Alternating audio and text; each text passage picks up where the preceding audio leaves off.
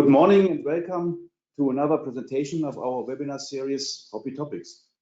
My name is Frank Pfeiffer. I'm Technical Director at Hopsteiner, and I'm delighted to be moderating today's webinar.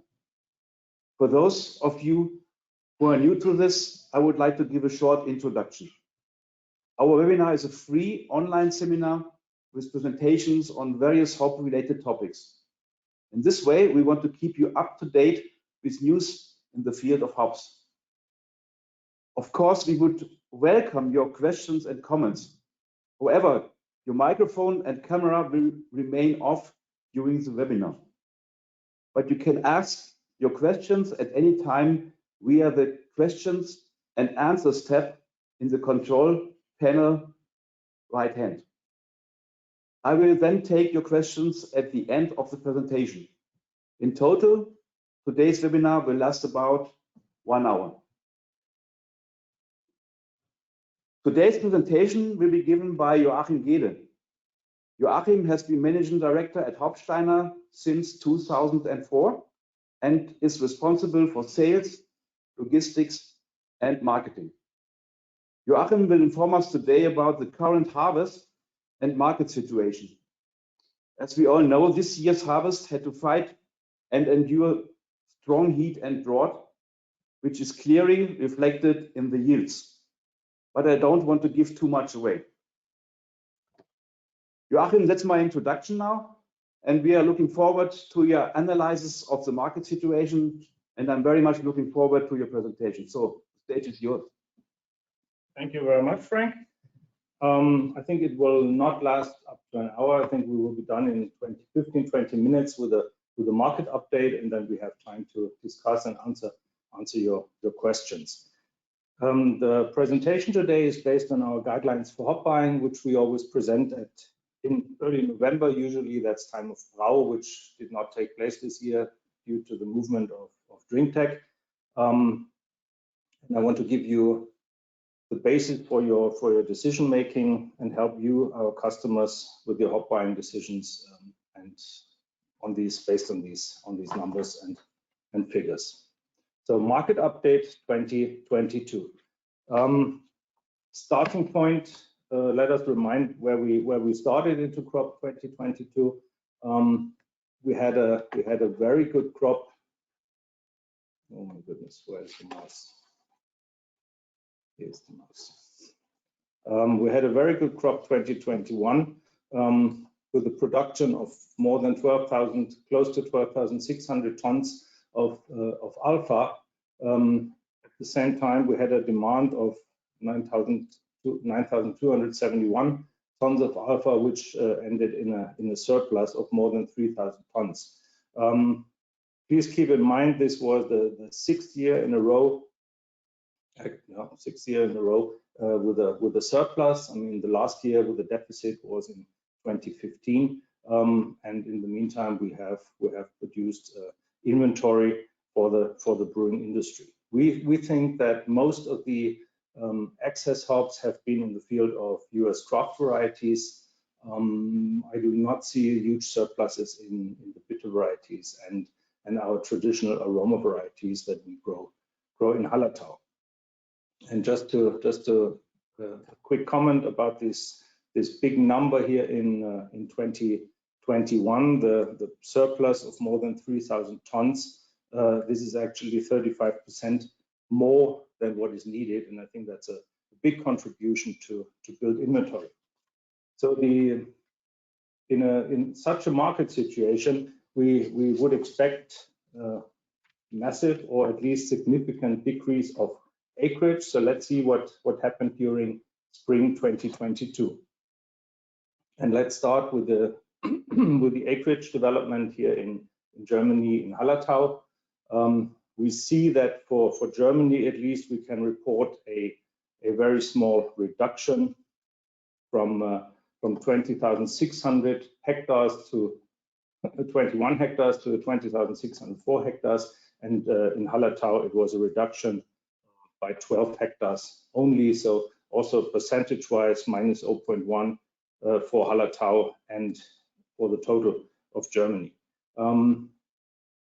This may be a surprise when we look at the overproduction of the past years, but we should not forget that the acreage increase also in Germany has not been very huge. I mean, in 2012 we had an acreage at that time of more than 17,000 hectares.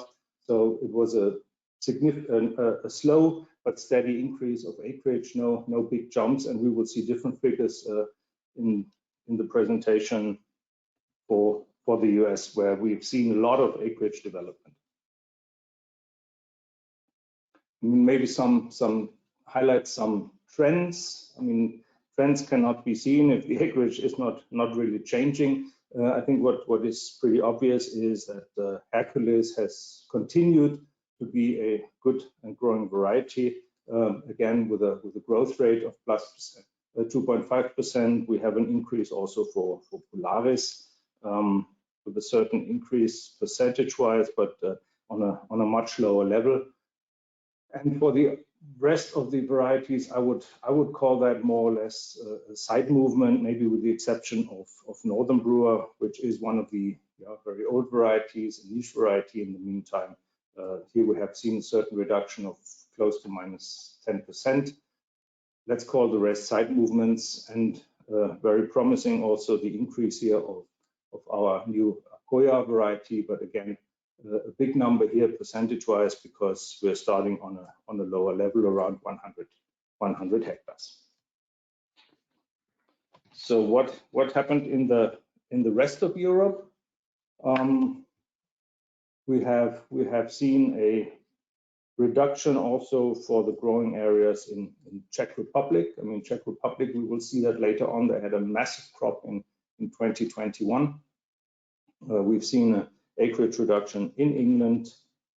We've seen a growing market in Slovenia. Maybe that's still coming from the times when they had to take out certain acreages due to the viroid. They're coming back into production now.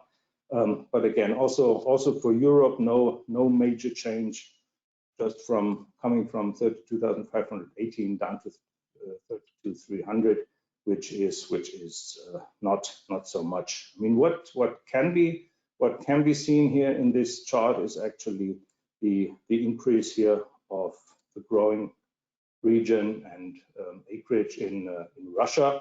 We heard and we've seen they are looking into massive investments to become more or less they want to become more independent, which may be necessary if they continue their policy and they block themselves from the rest of the world and the markets. So we can already see the reactions here of the Russian growers. So then we come really to the region where we've seen so much more movement with regard to acreage. I mean, we have in the US in total, we have now a figure of 24,775 hectares, which is the first year in a row of many years of growth. I mean, the acreage in the US has been grown consistently and partly significantly over the last 10 years. And this year is actually the first year with a reduction. I mean, I mentioned where we came from in Hallertau or Germany. In the US, the acreage in 2012 was 12,900 hectares only. So it's close. It has doubled actually in this 10 years period. And so we also see the biggest reduction now in acreage also here in the growing region in the United States. I mean, it's for the total of the US, it's minus 900 hectares. But I think we need to mention that half of that is actually coming from the growing areas outside Pacific Northwest. Some very small hop gardens, partly 0.5, less than a hectare, an acre partly only, and they go out of production because that's not cost effective, and that contributes actually to half of the acreage reduction, but still leaves 400 hectares roughly as a reduction in Yakima. What is surprising, given the market situation, is again the increase of some of the very classical, typical craft varieties, all the ones with the C here. I mean, they actually continued to grow also from 21 to 22, and we really look forward what the acreage development will be now for the coming year, for 2023. I think we will see reductions, but you never know.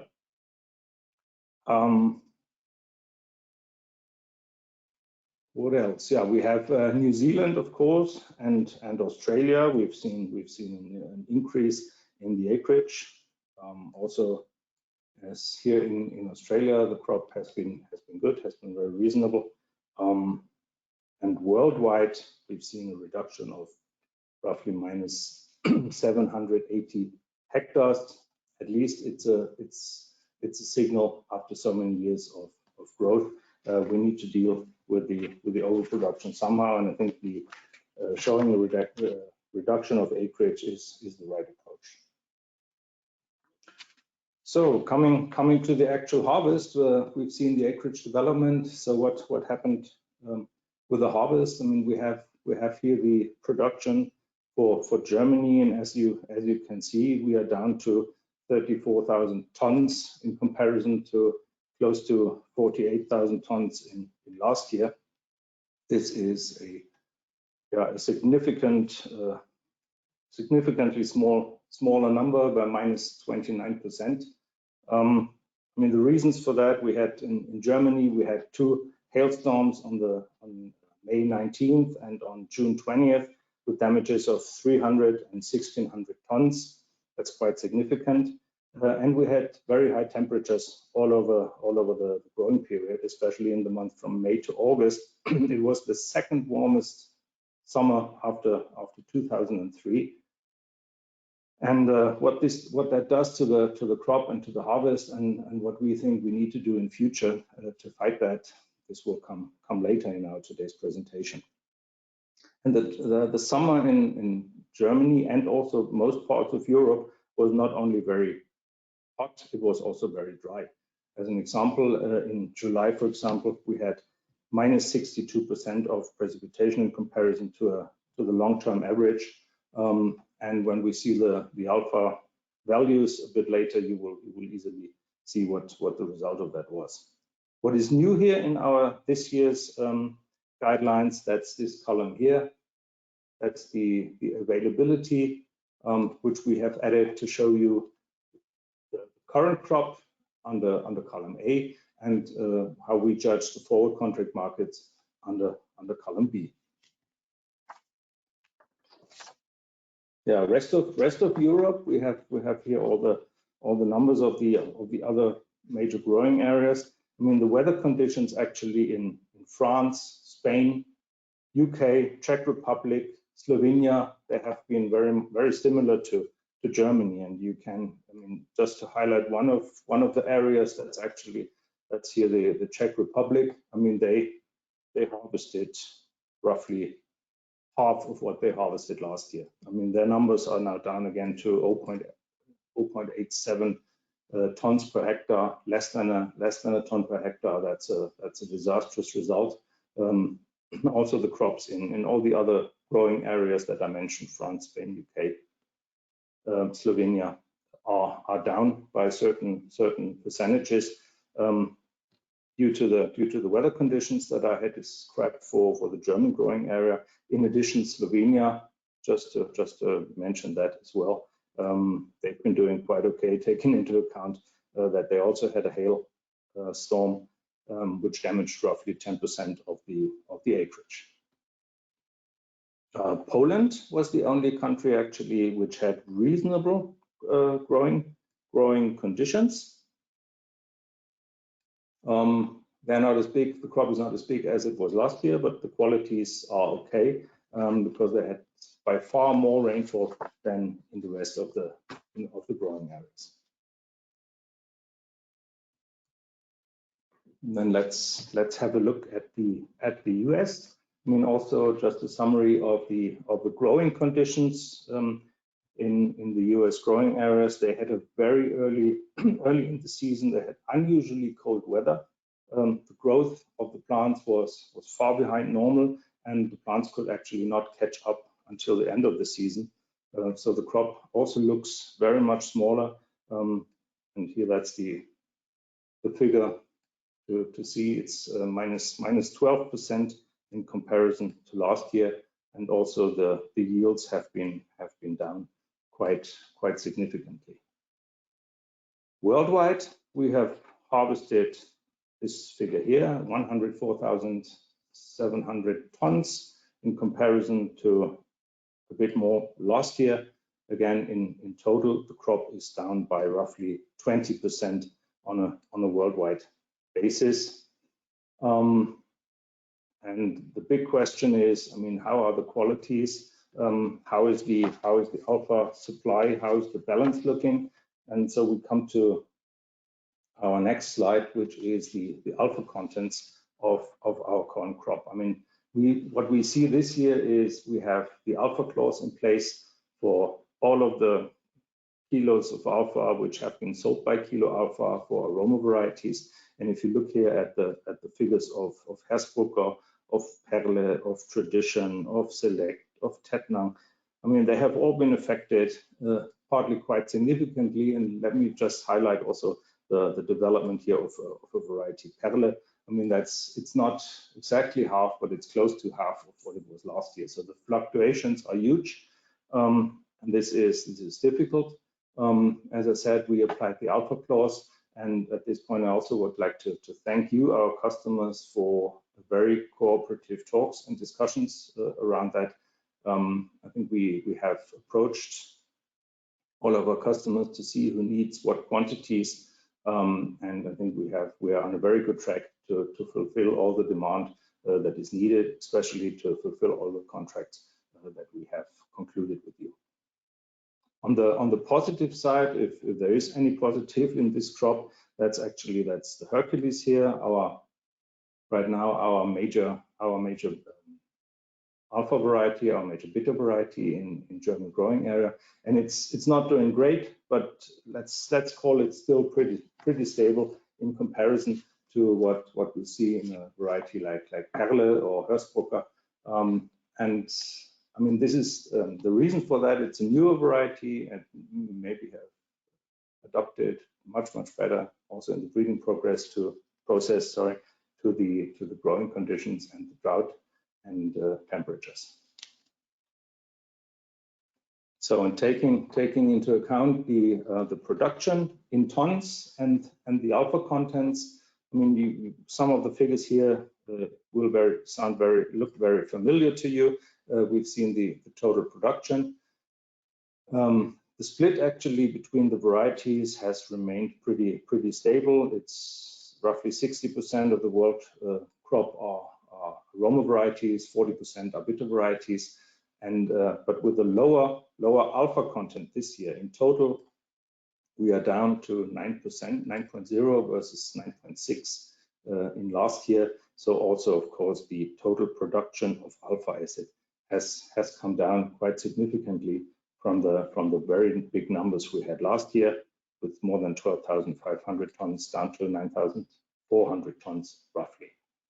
The big question remains: is that enough to fulfill demand? And we want to have a look at this in our next slide, where we have the history of our starting point. The very first slide in the presentation was the starting point for crop 22, and now we can add the 22 numbers. I mean, we have discussed this big surplus here. I think it's important to mention the surplus has been always in the hands of the brewers. Contracts have been concluded, I think for strategic reasons, to have a certain buffer, to have a certain safety of supply. I mean, these volumes have not reached the spot market. This has been grown to fulfill existing contracts with customers. And now in this year, we have a balanced market. It's not a huge surplus. It's also not a deficit. Please keep in mind, it's an estimate. And in the end, the numbers will probably change a bit. Maybe we come in the end, if we run the numbers after everything is finished, if we do the crop 23 guidelines, this may end up being a super small deficit, but that doesn't make a big difference. I would call this a balanced market. What we have done actually is we took down the alpha value in the dosage of gram alpha per hectoliter. We came from 4.9% in the past years. This was also the number we've been using in our 2021 guidelines. Also for the brewing year 22, we have now reduced it because we see that we have a certain reduction of the craft beer segment in the US. I mean, there are different scenarios. Some people think it will be -6. Other scenarios talk about +3%. We think the most likely scenario will be -2. So that ends up in a certain reduction of gram alpha per hectoliter on a worldwide basis. The good news, beer is growing again with moderate growth rates, but at least it's growing.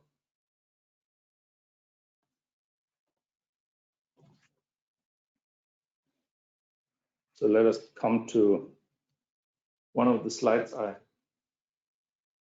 have been using in our guidelines since many years. That's the hop cycle in the world. I mean, and what will be the reaction of the farmers? I mean, we had a bad crop, we had a balanced market. What will the acreage? How will the acreage develop? I mean, I think it's important to mention that a bad crop means high cost. That's what we saw in Europe, in Hallertau. Farmers had reduced income due to the lower production, due to the much smaller quantities that they could produce, and at the same time the costs increased like crazy. I mean, energy, wires, everything from spraying material, fertilizer, everything has gone up significantly, and farmers right now are very scared about the future. It will definitely have an impact on the future contract price level, and I think it will also influence the acreage development for the next 1, 2, 3 years. It can be seen that after here the spot market prices have come down, at least as a tendency, then the acreage follows, and we've seen certain reductions of acreage. We think this will continue also for the coming 2, 3 years, and we will see some of the acreage disappear. But the most important thing really is the uncertainty of the farmers right now, and I mean also of our industry, and of course also for you as a brewing industry. How will the cost for energy and packing material and everything, how will that develop?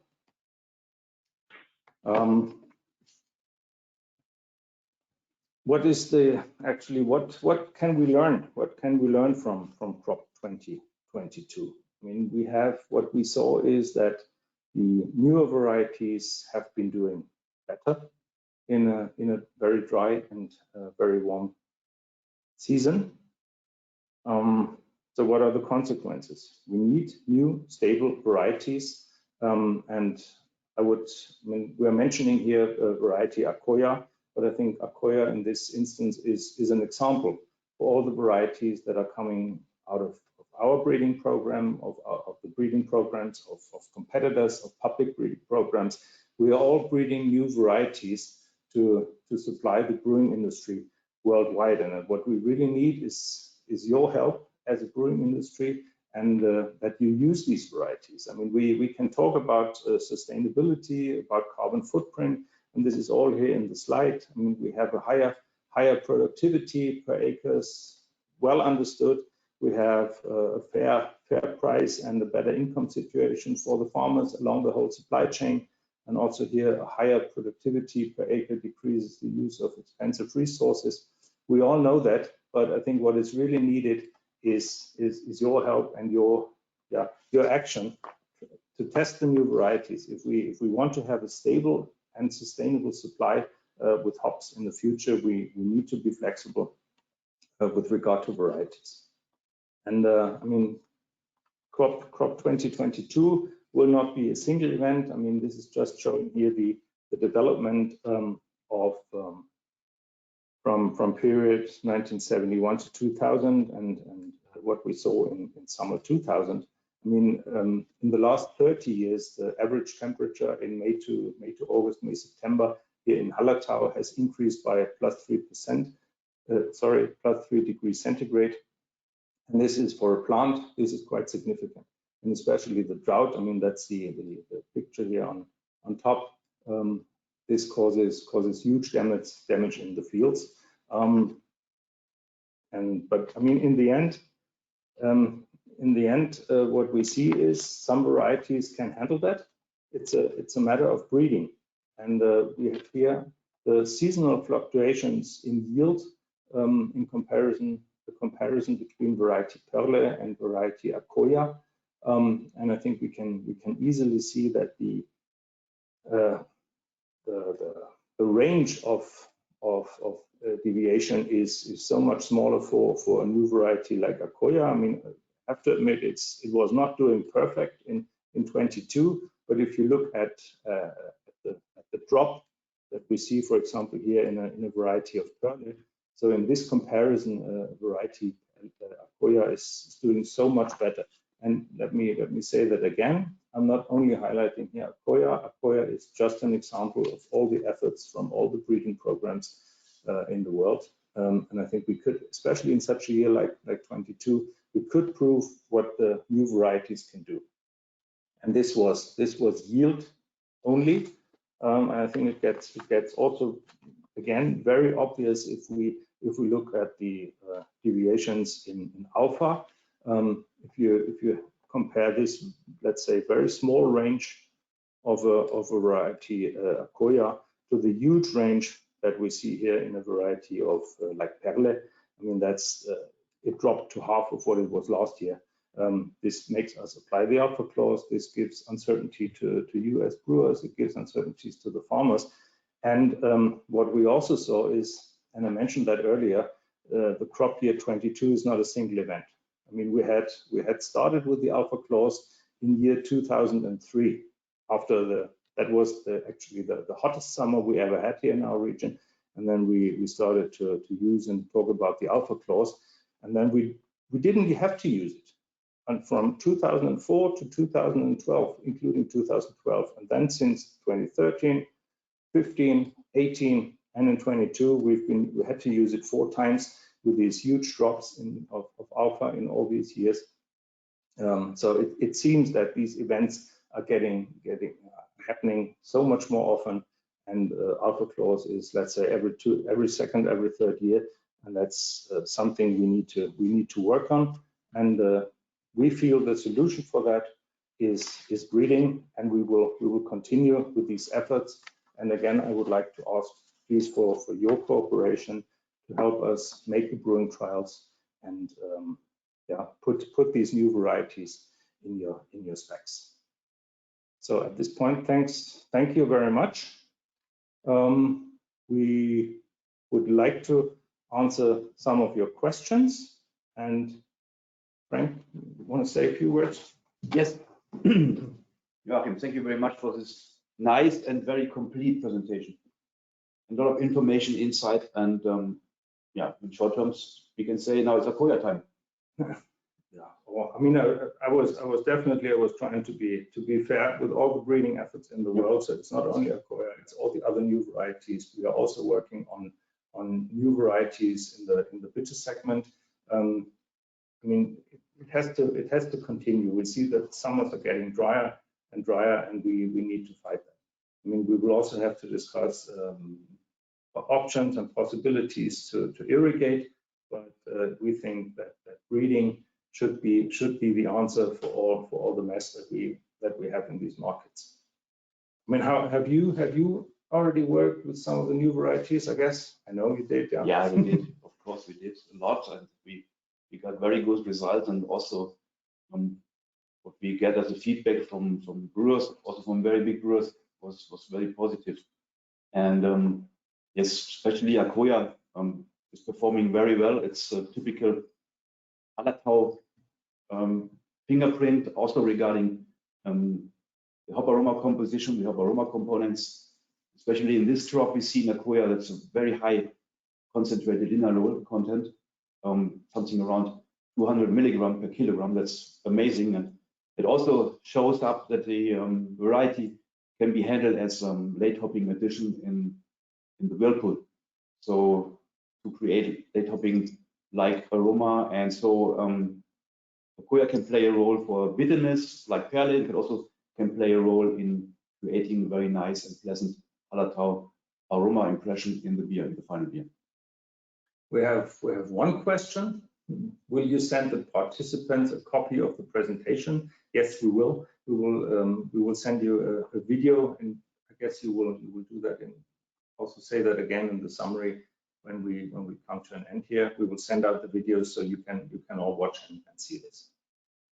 Absolutely, and you will get a link for the video, and you will also have the option to contact us again for questions you come up with later on, maybe, and we will answer that in short notice.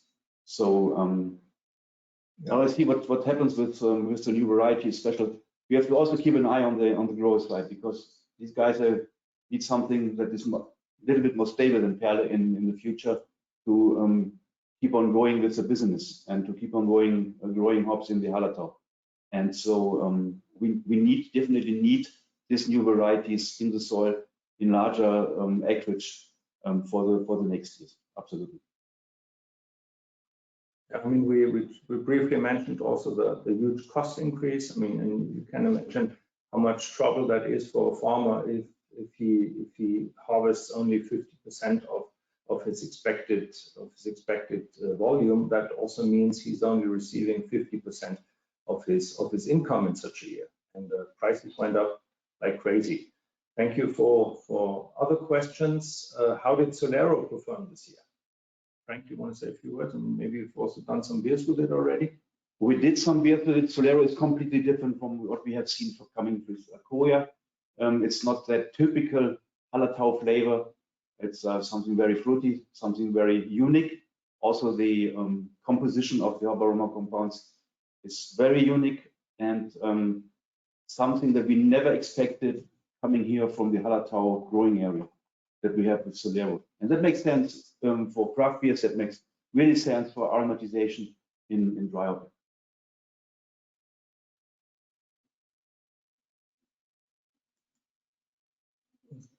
Is that how it works? To see the bigger screen. Okay. Okay, ladies and gentlemen. If there are no more questions, and I don't see any on our screen here, I would like to thank you at this point, and Frank will make a few more words and comments. Thank you. Bye bye.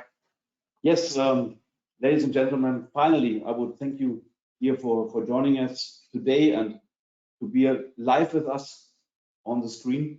And if you want to have a look on these guidelines, so the original documents you can find on our homepage, that is www.hoppsteiner.de, not the .com. Or com, it's the same. It's available everywhere in multiple languages. And then you click on the tab Use Decision Data, and then you find exactly what we have seen here today on the screen presented by Joachim Gede. So thank you very much. And we are very happy if we get feedback from your side, also regarding more questions that we can answer. And next HOPPY topic webinar will be in the new year in 2023. And then it's my part to talk about the best application and best practice of downstream products. So be safe and healthy during the time that's coming up now in the winter here in Europe, and then we'll see each other again at the beginning of the next year. Bye bye.